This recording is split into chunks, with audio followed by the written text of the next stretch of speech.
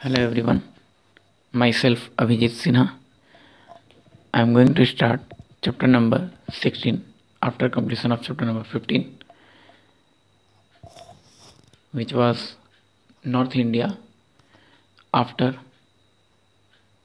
Mauryan and Sung's empire. And in this chapter, we will read about the Gupta empire. Now, let's we start. You have read in the earlier chapter about Kushan rulers. Their last powerful ruler was Vasudev. This is the important line. Their last powerful ruler was Vasudev. It means Vasudev was the last powerful ruler of Kushans. Thereafter, there was no large empire in India for a few centuries, and after Kushan Empire, for the few centuries, there were no any ruler in India. The next large empire was the Gupta Empire. It was established by Sri Gupta in 275 CE. It means the foundation of Gupta Empire by Sri Gupta in 275 CE, or the Gupta Empire was founded by Sri Gupta. He was succeeded by his son Ghatotkacha Gupta. Shri गुप्त के बाद गुप्त empire का ruler कौन बना? घटोत्कच गुप्त. He ruled from 280 CE to 319 CE.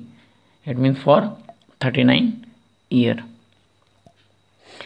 And Sri Gupta ruled for 5 years, 275 to 280. However, not much is known about these two ruler. कहता है इससे ज़्यादा इन्फॉर्मेशन ये दो रूलर के बारे में नहीं है. इन्फॉर्मेशन इसलिए नहीं है क्योंकि ये दोनों रूलर बहुत ज़्यादा पावरफुल रूलर थे नहीं, या फिर बहुत ज़्यादा कह सकते हैं एफिशिएंट रूलर नहीं थे, बहुत ज़्यादा पॉपुलर या फेमस नहीं होंगे उस टाइम पे. That's why no any or a very lack of information about Srigupta and Ghatotkacha Gupta. Next, the main important ruler of Gupta Empire were Chandragupta I. He succeeded his father Ghatotkacha Gupta in the year 319 CE and ruled up to 335 CE for 16 years. It means Chandragupta I was the son of Ghatotkacha Gupta, or Chandragupta I was the grandson of Sri Gupta. He was the first important ruler of this dynasty. इस dynasty का या फिर इस empire का, Gupta rain का ये important ruler था या फेमस रूलर था. It was during this period that the Gupta Empire expanded and their authority was established over almost the whole of North India. He assumed the title of Maharaja Dhiraj. Chandragupta one को title दिया गया था महाराजा धीराज का. The next ruler of Chandragupta empire was Samudragupta. He was the next powerful ruler. He succeeded his father Chandragupta one in 335 CE. There are main sources of the period of Samudragupta. Samudragupta के बारे में जो information हमको मिलता है वो 3 मेजर सोर्सेस से मिलता है. और वो सोर्सेस कौन से थे? There are 3 major sources. The 3 main sources are Ashoka's inscriptions और inscriptions on Ashoka's pillar at Allahabad. Allahabad में अशोका का जो इंस्क्रिप्शंस पिलर था, इंस्क्राइब्ड पिलर था, वहाँ से. Number 2 Iran addict. ईरान के एडिक्ट से. कॉइन ऑफ समुद्रगुप्त, और समुद्रगुप्त जो कॉइन इशू किया था उस कॉइन से. Samudragupta was known for his long military campaign to north east and south of India. It means the almost whole India, north east and south India covered और captured by Samudragupta only because of his large army or large military system. Next is which established his sovereignty but not his direct rule. India which established his sovereignty. What is meant by sovereignty? Sovereignty means free from external affair. He is also known as the Napoleon of India. इसको India का Napoleon भी कहा जाता है. Napoleon actually कहाँ का था? तो नेपोलियन का जो ओरिजिनल नेम है वो नेपोलियन बोनापार्ट है, जो कि फ्रांस का रूलर था. 1804 में फ्रांस का राजा बना था, फ्रांस का रूलर बना था, जिसका रूल 1815 में एंड अप हो गया था. After the battle of Waterloo, Britain से लड़ाई हुआ था नेपोलियन बोनापार्ट का, और उसमें नेपोलियन बोनापार्ट हार गया था. इसके बाद नेपोलियन बोनापार्ट का रूल जो था वो 1815 में फ्रांस से एंड अप हो गया. But the Gupta empire was not as large as that of the Mauryas. इतना अच्छे तरीके से रूल होने के बाद भी, या फिर efficient ruler and most powerful ruler in the Gupta empire, but Gupta empire was not as large as that of the Mauryas. Mauryas के जैसा गुप्त अम्पायर का जो रूल था वो काफ़ी लॉन्ग टर्म के लिए नहीं था. We get a lot of information about Samudragupta from Prasasti by poet Harisena of his court. Samudragupta के कोर्ट में एक पोएट था हरिसेन, जो कि समुद्रगुप्त के बारे में एक कविता लिखा था प्रशस्ति, जिससे समुद्रगुप्त के बारे में काफ़ी इन्फॉर्मेशन मिलता है. Chandragupta II, he was the son of Samudragupta and succeeded him in 375 CE. According to an inscription on the iron pillar at Mehrauli near Qutub Minar, Delhi, he assumed the title of Vikramaditya. Chandragupta II को एक title दिया गया था, जो title था Vikramaditya.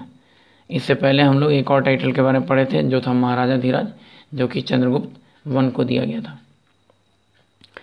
Chandragupta II succeeded the reign in 375 CE. It means Samudragupta ruled over almost 40 years, 335 CE to 375 CE.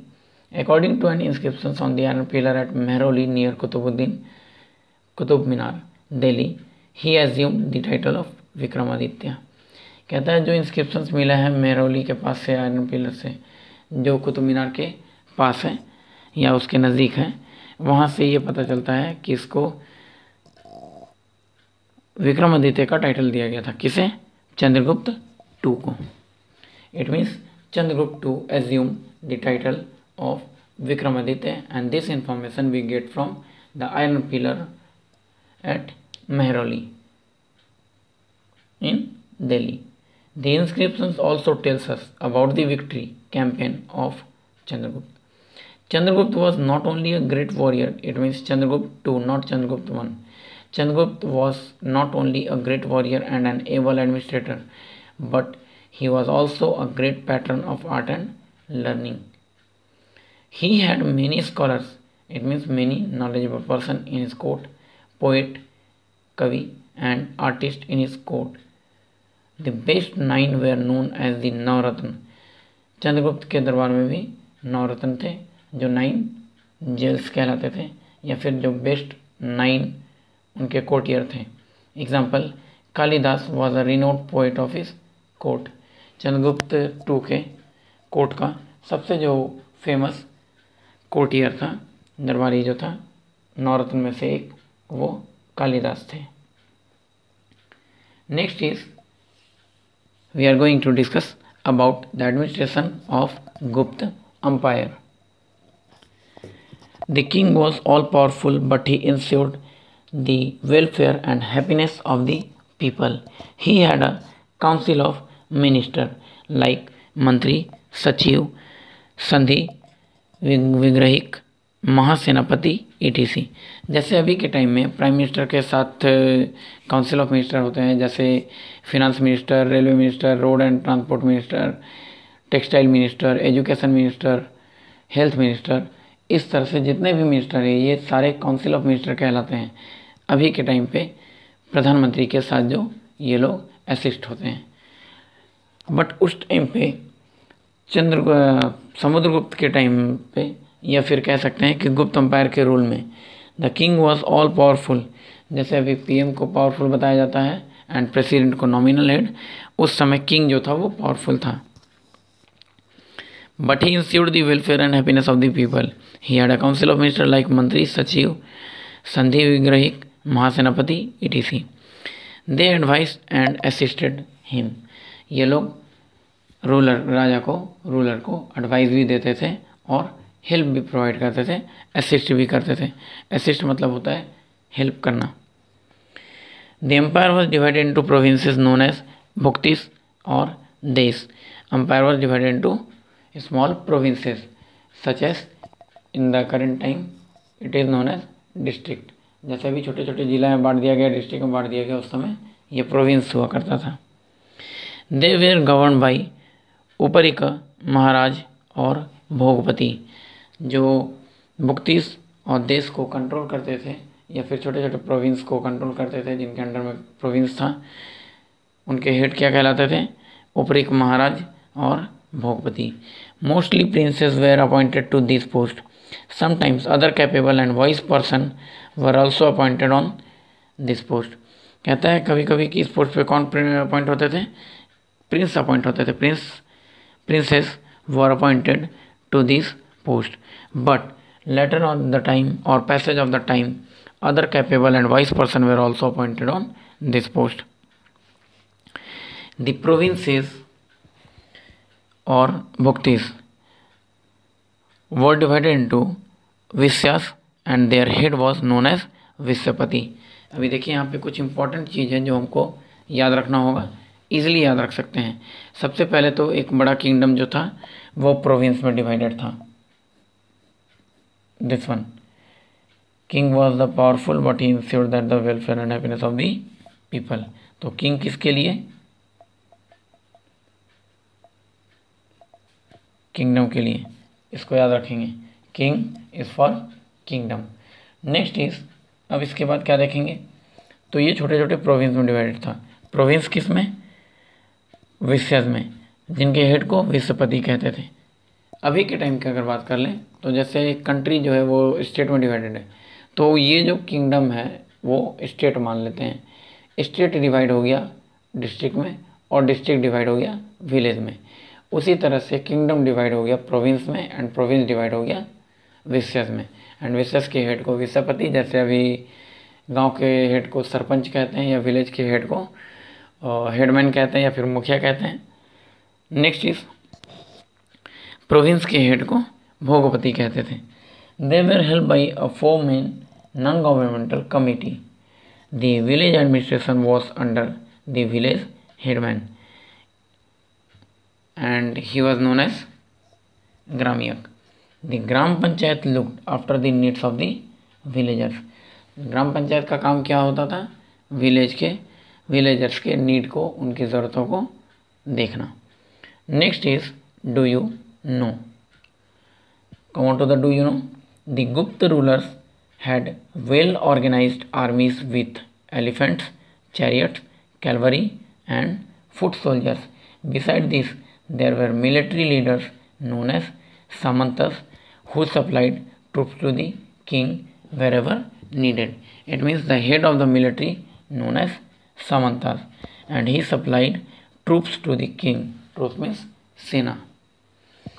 The Gupta ruler had well organized army with elephant, chariot, घोड़ा गाड़ी या फिर रथ, कैलवरी सेना एंड फुट सोल्जर, जो साथ में सैनिक चलते थे वो। Next is, come on to the page number 136। Next topic is social condition of Gupta empire. The people had a happy and peaceful family life. Joint family system was prevalent during this period, or joint family system was popular during this period. Prevalent means popular. During this time, joint family means father, mother, grandfather, grandmother, their children, uncle, aunt and with siblings. The condition of women was not so bad, but it became worse during the later period. It means in the Gupta period, condition of women were very well, but it became worse later in the period or in the later period. Child marriage had also started. Child marriage शुरू हो गया था. It is also known as a social evil. Education was mostly limited to the upper class families. Education was mostly limited to the upper class family. It means only upper class family allowed to take education. Celebration of festival and animal fightings were the chief sources of entertainment. The main sources of entertainments were animal fighting and celebration of festivals. Next is economic condition of Gupta Empire. Interstate trade flourished during this period. Trade was carried on by land and river roads. It means interstate trade relations were prevalent during this period, and it is only happened because of with the help of land and river roads. Important places like Peshawar at present time, this place is in Pakistan. Mathura and Kaushambi, it is in UP. Tamralipti, Bengal. Bharuch, Gujarat, and Ujjaini, it is in MP. Ujjain or Ujjaini or Bharuch were all connected by road. All these places were connected with roads at that time. Peshawar, Mathura, Kaushambi, Tamralipti, Bharuch, and Ujjaini. The rivers, namely Ganga, Brahmaputra, Kaveri, Krishna, Godavari, provided waterways. Waterways कौन provide कर रहा था उस समय India में?